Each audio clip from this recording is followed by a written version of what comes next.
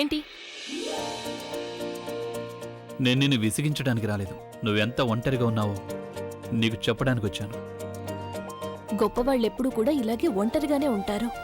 అవసరం లేదు. చూడు, సక్సెస్ అని ఎత్తులో నేను కూడా ఉన్నాను. కానీ నాతో పాటు నా వాళ్ళున్నారు, నా కుటుంబం ఉంది, నా ఫ్యాన్స్ ఉన్నారు. వాళ్ళు నాకు సపోర్ట్ చేస్తుంటారు, నాకు హెల్ప్ చేస్తుంటారు. కానీ ఇంతమంది మధ్యలో నువ్వు చాలా ఒంటరిగా ఉన్నావు. ఇప్పుడు నేను మీకు ఎలా చెప్పాలి?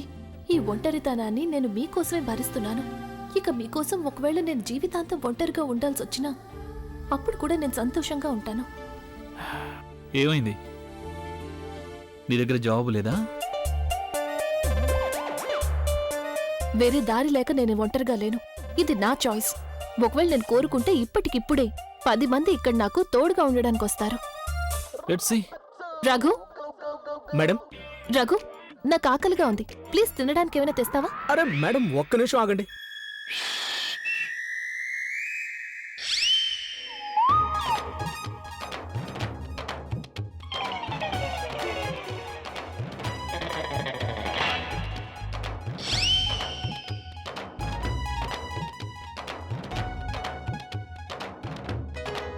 Thank you Raghu.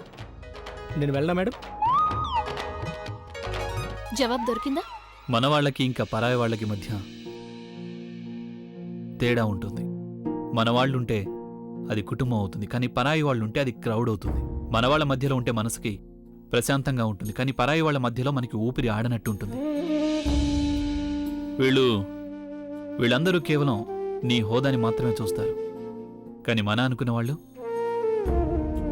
బంధాన్ని చూస్తారు. కానీ నీకు ఇదంతా అర్థం కాదు. నువ్వు ఎక్కడున్నావంటే నువ్వు అక్కడెక్కడో ఆకాశంలో ఉన్నావు. ఎవరైతే ఆకాశంలో ఎగురుతూ ఉంటారో వాళ్ళకి నేల మీద నడిచే మనుషులు ఎలా కనిపిస్తారు చెప్పు?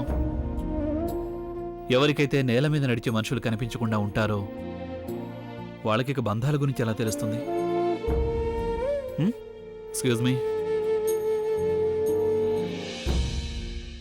అరే ఇందు, ఆ ముసుగు వేసుకున్న అమ్మాయి ఎంత చక్కగా డాన్స్ చేస్తోంది కదూ.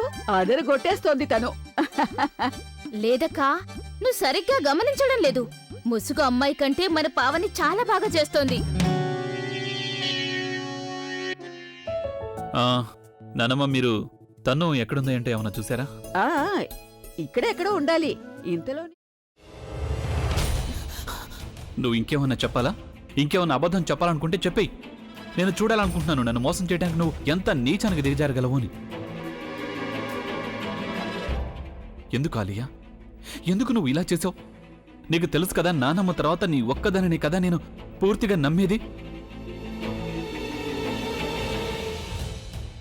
ఏమన్నావు నువ్వు? ఈ మధ్య అన్నిటినీ మర్చిపోతున్నావా? అది చాలు.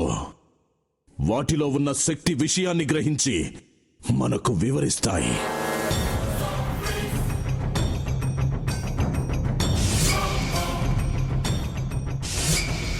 ఎవరు ఆ దండ విప్పొద్దు, గది తలుపులు తెరవద్దు.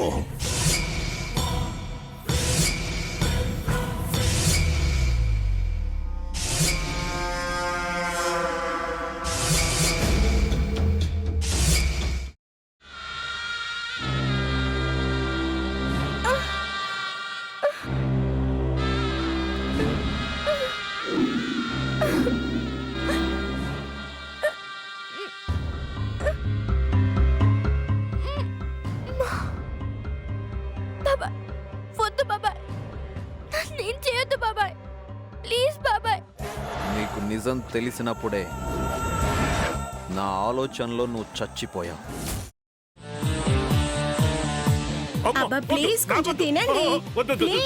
భీమారావు గారు, మీరా? ఇగో మీరా కాదు, సక్కుబాయ్. అవును, మీ పనామే లేచిపోయిందని చెప్పి కంప్లైంట్ ఇచ్చినావు కదా. రేయ్, ఆయన కంప్లైంట్ ఇచ్చింది లేచిపోయిందని కాదు, కనిపించడం లేదు అని. అట్లానా? సరే మేడం. ఇడియట్. ఆ వంట మనిషి పేరేంటన్నారు? రత్తాలు మేడం. ఏం పెద్ద మంచి, నీ వంట మంచిని కూడా మేడం అని పిలుస్తావా? రేయ్ హాఫ్ బ్రెయిన్,